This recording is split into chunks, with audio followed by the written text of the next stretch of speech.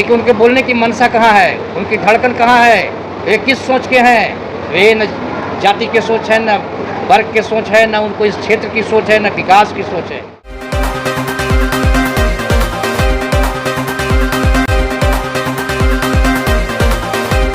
का उम्मीदवार बनाया गया है, क्या कुछ कहिएगा?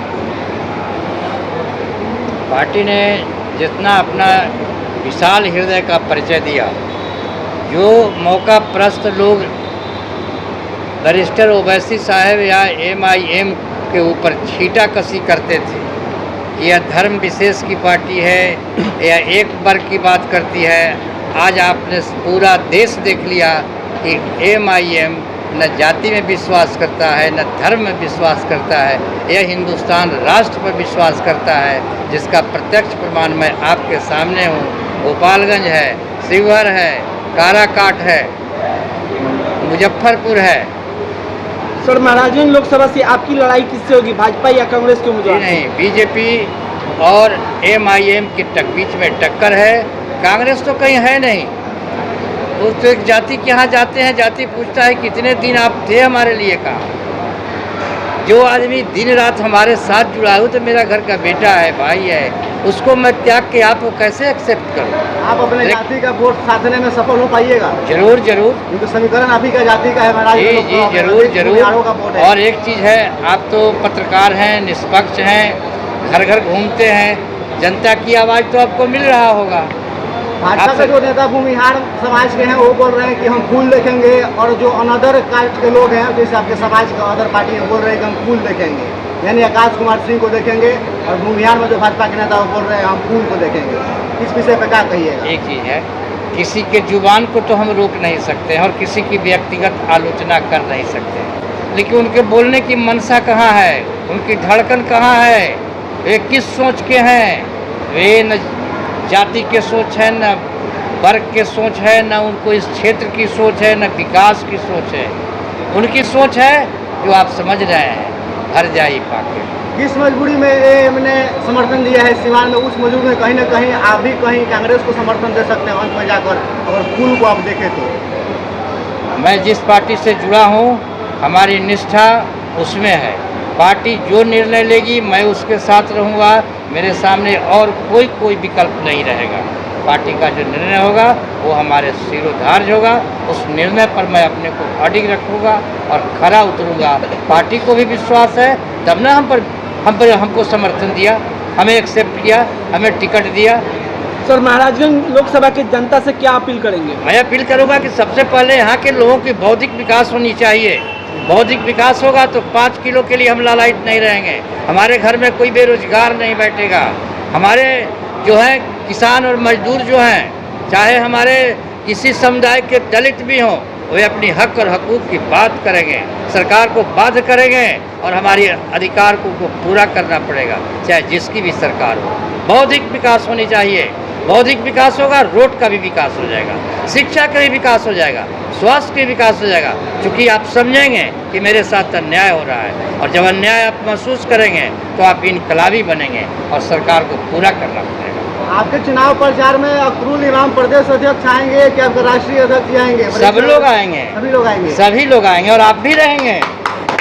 मुझे सबसे पहले आप ही से आग्रह है कि आप रहेंगे तो सब लोग आ जाएंगे। आपके राष्ट्रीय अध्यक्ष तो सेलिब्रिटी हैं, वो तो आएंगे, तो मानकर चलिए तो एक तरह से मोदी के स्तर के ही नेता माना जा सकता है ओवैसी साहब को। उनके स्तर के अभी इंडिया में कोई नेता नहीं है। मोदी एक जाति विशेष के हैं, मोदी एक वर्ग के नेतृत्व करते हैं। ओवैसी साहब संपूर्ण भारत के, संपूर्ण आबादी के नेतृत्व करते हैं, और जो बोलता है उनको कहिए कि पार्लियामेंट का स्पीच निकाल लो और देख लो मोदी जी कहीं राष्ट्र विरोधी बात बोले हैं, किसी जाति को कटाक्ष किए हैं। हाँ, ये बात जरूर है कि कहते हैं कि दलित है, शोषित है, पीड़ित है, इसको मुझे आगे उठाना है। आज जो कोई माइनॉरिटी के लोगों को उपेक्षा हो रहा है, उनको हे दृष्टि से देखा जा रहा है, इसका वो विरोध करते हैं, क्योंकि हम सब जो है नागरिक, चाहे किसी जाति धर्म के हैं, उससे भारत बना है, हम सब भारतवासी हैं। अखिलेश्वर जी, इंडिया एयरलाइंस हमेशा से आपकी पार्टी पर एक आरोप लगाती है कि जो आपकी पार्टी की जो मेन अध्यक्ष है वो भाजपा के बी टीम है, इस पर आपका क्या कहना है? उदाहरण दूं कि मैं उसकी सफाई देता आप जिस तरीके से अपनी बातों को रखना चाहें। इंडिया एयरलाइंस का जो यह आरोप है, उनको तो पहले अपने गरेबन में झांकना चाहिए। पूर्णिया गए तो क्या बोले, आप तो पत्रकार बंधु है, छुपा नहीं है, अगर मुझे नहीं देते हो तो एनडीए को दे दो। अब मैं बी टीम हूँ कि वे बी टीम है, तो आप स्पष्ट करें। महाराजगंज की जनता से क्या अपील करना मैं चाहेंगे? जैसे महाराजगंज की जनता से यही अपील करूँगा कि आप जाति धर्म से ऊपर उठिए और देश के विकास के लिए सच्चा अपना प्रतिनिधि चुनिए, चाहे किसी जाति धर्म का हो, जिसको आपने परख लिया, एक बार नहीं 3-3 बार, उस पर भी गौर कीजिए। मैं आपके घर से आया हूँ, मुझको भी परखिए। यदि मैं सही रूप में आपका हूँ तो हमारी उपेक्षा और हमसे दूरी मत बनाइए। एक बार मौका दीजिए, मैं बार बार आपको नहीं ठग सकता। फिर मेरा काम रहेगा सही, आपके कदम में कदम मिलाकर मैं चलता रहूँगा, तो फिर तो मुझे आपसे वोट मांगने की ज़रूरत नहीं है। परखिए एक बार। बहुत बहुत शुक्रिया। चुनाव लड़ने वाले हैं, क्या कुछ तैयारी है? बहुत कम समय है। पहले तो आप सभी मीडिया बंधुओं का बहुत बहुत शुक्रिया कि आप लोगों ने वक्त निकाला और हम लोगों से बात करने के लिए आए। जी, वक्त बहुत कम है और 18 दिन हम लोग मान के चल रहे हैं और ये 18 दिन हम लोगों के लिए चैलेंज है। लेकिन चूँकि हमारे राष्ट्रीय अध्यक्ष बैरिस्टर असदुद्दीन ओवैसी साहब ने कैंडिडेट दिया और हम लोगों को इस लायक समझा कि महाराजगंज में वो पोटेंशियल है कि महाराजगंज में MIM को मजबूत किया जा सकता है, MIM को जिताया जा सकता है, जिसको लेकर के उन्होंने हम लोगों के ऊपर कैंडिडेट को भेजा है, अखिलेश्वर प्रसाद सिंह जी को, और हम लोग पूरे तन मन धन से इसमें लगे हुए हैं। और इंशाल्लाह जो है 18 दिन या 18 दिन नहीं है हम लोगों के लिए, हम लोगों के लिए एक चैलेंज है और इस चैलेंज को हम लोग कबूल करते हुए इस चुनाव को जीतने जा रहे हैं। सर, आप लोगों का मोटो क्या होगा? मोटो का मतलब क्या है आपका? मतलब कहने का मतलब कि भाजपा जी जो है सभी चीज़ों पर 5 केजी राशन पर बात कर रही है, सभी चीज़ पर बात कर रही है, लेकिन रोजगार पर नहीं कर रही है, और कांग्रेस रोजगार पर बात कर रहा है। तो आपका पार्टी का मोटो क्या हो सकता है? देखिए, हमारा है सामाजिक न्याय। सबसे पहली चीज़ है सामाजिक न्याय। सामाजिक न्याय होगा तो रोज़गार भी होगा और हर चीज़ होगी, कोर्ट कचहरियों में फैसले भी होंगे, और जो चीज़ें जो मजलूमों के जो आवाज़ों को दबाया जा रहा है उन सब चीज़ों पर रोक लगेगी। सामाजिक न्याय सबसे पहले ज़रूरी चीज़ है। समाज में चूँकि हमारा संविधान जो है हम सबकी बराबरी का हक देता है और हम संविधान वाले हैं, संविधान को मानने वाले हैं, संविधान की बात करेंगे और संविधान के हिसाब से जो कुछ भी होगा वो हम सब करेंगे। सर, वहीं किसी पार्टी पर आरोप लगाया जा रहा है कि संविधान को खत्म करने की बात कही जा रही है। कांग्रेस बोला है कि संविधान हम बचाएंगे। देखिए, वो आरोप नहीं है, वो तो उनके नेतागण, उनके मंत्री खुलेआम कहते रहे हैं। मांझी जी यहीं बिहार में मांझी जी के सभा में भी वहाँ बिहार के मंत्री ने खुद बोला कि भाई 400 पार करवाइए ताकि हम लोग संविधान बदलेंगे। अध्यक्ष जी, AMI पार्टी कितने सीटों पर चुनाव लड़ रही है बिहार में? 9 सीटों पर लड़ रही है चुनाव। और मंच संचालन के दौरान ये भी सुनने को मिला कि कई निर्दलीय प्रत्याशियों को भी आपकी पार्टी समर्थन दे रही है, जैसे कि सिवान से हिना साहब को आपकी पार्टी समर्थन कर रही है, इसमें सच्चाई है? जी बिल्कुल, ये हिना साहब को हम लोगों ने समर्थन दे रखा है और हमारा जो भी है सहयोग है उनको, वो हम लोग सहयोग उनको करेंगे, चाहे वो वोट के सिलसिले में हो, जिस तरह से भी हो। बाकी सीटों पर हम लड़ रहे हैं और बड़ी मजबूती से लड़ रहे हैं, जिसमें महाराजगंज है, गोपालगंज है, शिवहर है जो उत्तरी बिहार में, और मुजफ्फरपुर है जो उत्तरी बिहार में हम लड़ रहे हैं। बाकी काराकाट भी लड़ रहे हैं, वहाँ प्रियंका चौधरी जी भी उम्मीदवार घोषित की गई हैं कल, और किशनगंज में हमारा चुनाव हुआ, आप लोगों को पता ही है, और हम वो सीट जीतने जा रहे हैं और बड़े मार्जिन से जीत रहे हैं। अच्छा अध्यक्ष जी, आपकी पार्टी एक धर्म विशेष पार्टी, लोगों का कहना है कि इस पार्टी का मतलब एक धर्म की पार्टी मानी जाती है। वैसे में महाराजगंज की जनता आपके प्रत्याशी आप पर विश्वास कर इन्हें पार्लियामेंट भेजेगी? बिल्कुल भेजना चाहिए, इसलिए कि ये धर्म वाला मामला तो अब ख़त्म हो चुका है। धर्म वाला जो मामला था वो तब होता कि जब ये अखिलेश्वर सिंह की जगह पे कोई अहमद हुसैन और मोहम्मद हुसैन कोई आए होते तो आपकी बात जायज़ हो सकती थी। लेकिन आप देखिए, समीकरण देखिए कि महाराजगंज से अखिलेश्वर प्रसाद सिंह जी आए हैं, गोपालगंज से दीनानाथ मांझी जी आए हैं, शिवहर से राणा रंजीत सिंह आए हैं, काराकाट से प्रियंका चौधरी आई हैं, तो फिर धर्म विशेष रहा कहाँ? हम संविधान वाले, हमने पहले ही कहा है कि हम संविधान वाले हैं और संविधान की जो बात करेगा, संविधान के जो साथ चलेगा, हम उसके साथ चलेंगे।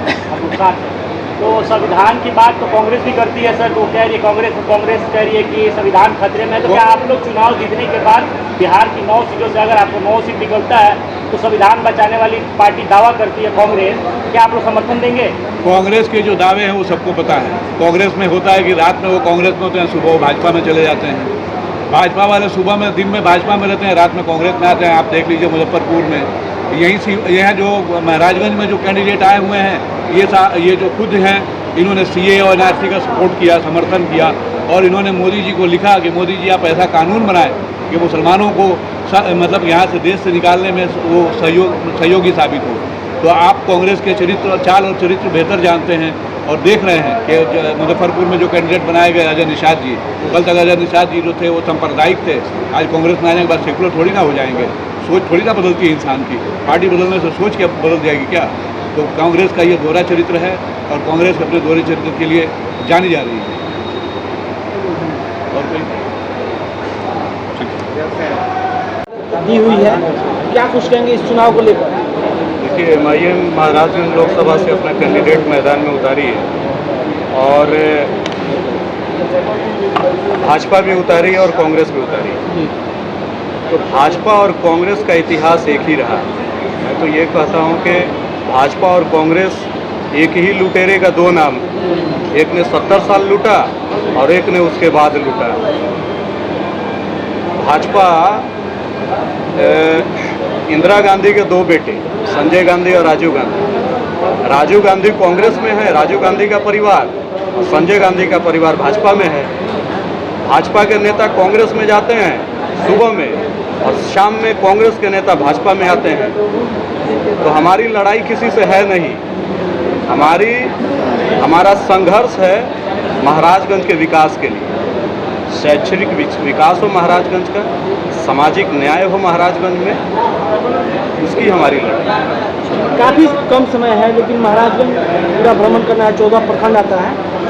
महाराजगंज की जनता से क्या कुछ अपील करेंगे सोशल मीडिया के माध्यम से? समय काफ़ी कम है लेकिन हम लोगों का संगठन विस्तार हो चुका है ऑलरेडी। उस संगठन विस्तार का जो रोड मैप के तहत हम अपने जनता के बीच में जाएंगे और हम अपनी बातों को रखेंगे और जनता को कॉन्फिडेंस में रखेंगे और बताएंगे कि दो लुटेरे आए हुए हैं जो लूट करके जाते हैं और दिल्ली में सो जाते हैं, और आपकी जो हालात है वो कोल्हू के बैल की तरह होती है, जहाँ से शुरू करते हैं और वहीं पे आकर के ख़त्म हो जाते हैं। 5 साल के बाद पता चलता है महाराजगंज वहीं पे है। तो अब की बार इस कोल्हू को चेंज कर देना है। कोल्हू के जगह पे रेल पटरी बिछाना है और उस रेल पटरी में एक इंजन जोड़ना है जो सीधे जाए दिल्ली, और दिल्ली से महाराजगंज का जो अधिकार है, महाराजगंज का जो हक है, वो बोगी में भर करके लाए और महाराजगंज में विकास है। अच्छा, आप लोग कांग्रेस के प्रत्याशी का बार बार आकाश कुमार सिंह का नाम ले रहे हैं, जनार्दन सिंह सिंगवाल का नाम नहीं ले रहे हैं, कोई भी व्यक्ति हो ये तो लेंगे नहीं। कांग्रेस को हराना है या खुद जीतना है? अरे महाराजगंज किसी के बाप की बपौती थोड़ी है कि कोई कहीं से भी उधिया फुदिया करके कचड़ा की तरह आ जाएगा और महाराजगंज का संसद बना देगा। महाराजगंज के लोग उसको सांसद बना देंगे। महाराजगंज के लोग आपकी कचड़ा साफ करने का काम करेंगे। बाहर से आए लोगों को आप लोग नहीं जिताइएगा सर, बाहर से आए लोगों को आप नहीं जिताइएगा। क्यों? जब हमारे पास बाहर के लोग जो आए हुए हैं उससे अच्छा विकल्प है महाराजगंज का बेटा जो यहाँ पैदा हुआ, यहाँ परवरिश हुआ, महाराजगंज की सड़कों को जानता है, महाराजगंज के आबो हवा में पला बढ़ा है। जब हमारे पास बेहतर विकल्प है तो हम बाहर के कैंडिडेट को क्यों लाएंगे? जब नरेंद्र मोदी बनारस से चुनाव लड़ सकते हैं तो आकाश सिंह यहाँ से क्यों नहीं चुनाव लड़ सकते? हाँ, तो नरेंद्र मोदी बनारस से चुनाव लड़े हैं, ठीक है। नरेंद्र मोदी एक पीएम मटेरियल थे, वो पूरे देश के पीएम मटेरियल थे। वो कहीं से भी, नरेंद्र मोदी बड़ौदा से भी चुनाव लड़े थे। नरेंद्र मोदी तो वैसे बाहर ही हुए ना फिर। नहीं, तो काराकट से जो आए हुए हैं, काराकट पाकिस्तान में तो है नहीं, जहानाबाद जो भी है वो पाकिस्तान में है नहीं, वो भी भारत की एक लोकसभा क्षेत्र है, लोकसभा सीट्स है, वहाँ से भी वो चुनाव लड़ सकते थे। अब आपके घर का मालिक किसी बाहरी को बना दिया जाए तो आप एक्सेप्ट कीजिएगा? बिल्कुल। इस बार महाराज की जनता ऐसे प्रत्याशी को नकारेगी? बिल्कुल नकारेगी और नकार चुकी है। अब देख नहीं रहे, कल यहीं पे प्रोग्राम हुआ, भाड़ा पर आदमी बुलाया गया कांग्रेस के द्वारा 50-100 रुपया दे करके, तो नकारिए दिया गया है। पटना से आदमी लाया गया। पटना से आदमी लाया गया, पटना से आदमी लाया जा रहा है, पटना से आदमी लाया गया, सीवान से भाड़ा पर आदमी बुलाया गया, महाराजगंज से भी भाड़ा पर आदमी बुलाया गया, 200 250 दे करके कुर्सी भरा गया। तो इससे क्या संदेश जाता है? नकार नहीं दिया है। चलिए बहुत बहुत शुक्रिया।